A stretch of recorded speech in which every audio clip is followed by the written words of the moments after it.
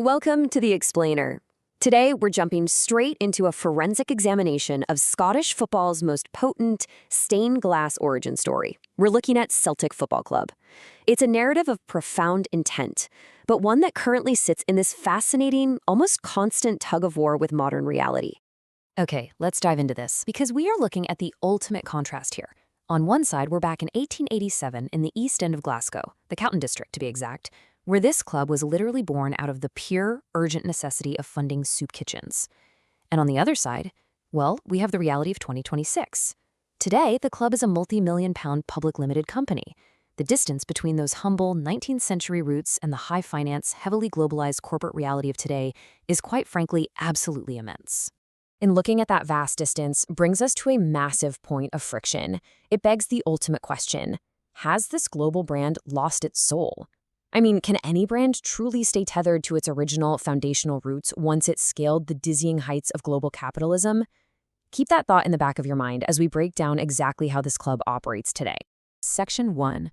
The Foundational Blueprint. Charity as Necessity. So let's ground ourselves for a second in 1887. The club was founded by a Marist brother named Brother Walfrid. And his explicit mission wasn't really a sports project in the way we think of them today. It was a survival strategy, pure and simple. Celtic was founded as a direct mechanism to raise funds for the poor children's dinner table. This was all about alleviating the crushing systemic poverty and the absolute indignity of starvation that the disenfranchised Irish immigrant community was facing in Glasgow. In those early years, every single penny of profit went toward feeding the hungry. The club was, quite literally, a charitable trust masquerading as a sporting club. And this brilliantly illustrates what we're going to call the moral imperative of 1887. Being a Celts back then meant you were participating directly in a system of mutual aid. It was this bottom-up, community-based structure designed entirely for the redistribution of wealth to those who needed it most. It acted as a crucial safety net that actually predated the modern welfare state. That moral imperative, that is the absolute bedrock of the club's entire identity. Section 2. The Corporate Metamorphosis. The Modern Reality. But, as we know, time doesn't stand still.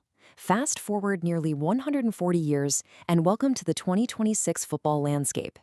The modern reality of Celtic is vastly different. It has to be, right? It reflects the aggressive, incredibly fast-paced nature of modern capitalism. The club today operates in an arena totally dominated by lucrative television rights, global merchandise spanning continents, wild transfer market inflation, and, of course, the expectation of shareholder dividends. Today, Celtic is a corporate behemoth, subject to the exact same intense pressures of profitability as any other major PLC in the world. And that creates this really uncomfortable economic collision. On the one hand, you have the mission. The Celtic FC Foundation continues to do some incredibly tangible, vital charitable work, but it now operates as a distinct division within a much broader corporate architecture. It's a branch of the business, not the entire tree. On the other hand, you have the brand.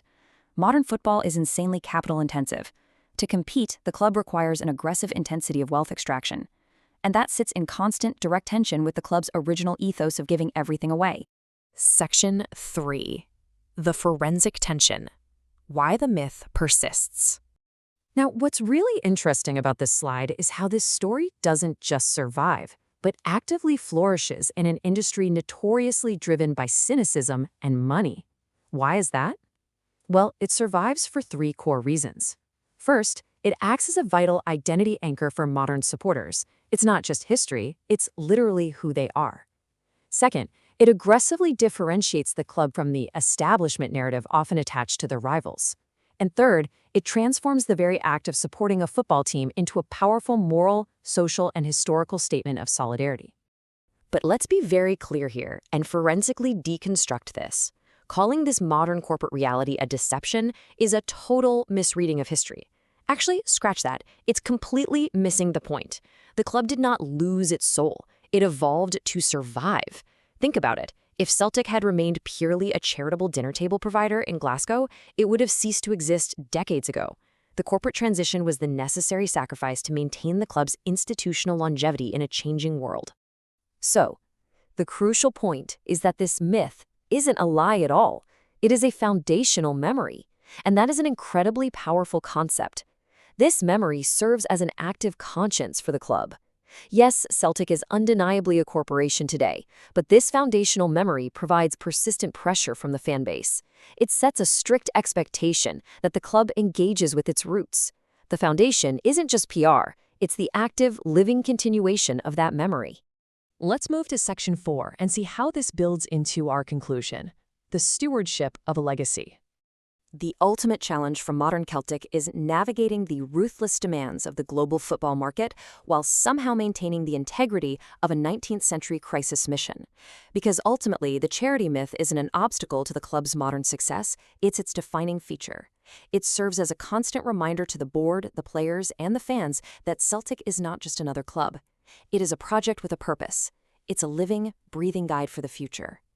Sure, the soup kitchens of 1887 have been replaced by the commercial sponsorships of today, but this one core question remains right at the center of the club's identity.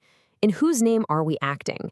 And as long as the fans in the stands keep asking that question, the club is held accountable to its origins. Which leaves us with this final, lingering thought, based on the stark realities we've just looked at. Given the immense distance from its charitable roots to its corporate present, has the club successfully integrated its historic mission into its modern operations? Or, in the face of the relentless demands of modern professional football, is the charity identity becoming increasingly performative? It's a complex paradox, but it defines the reality of modern sports. Thanks so much for joining me for this explainer, and I'll see you next time.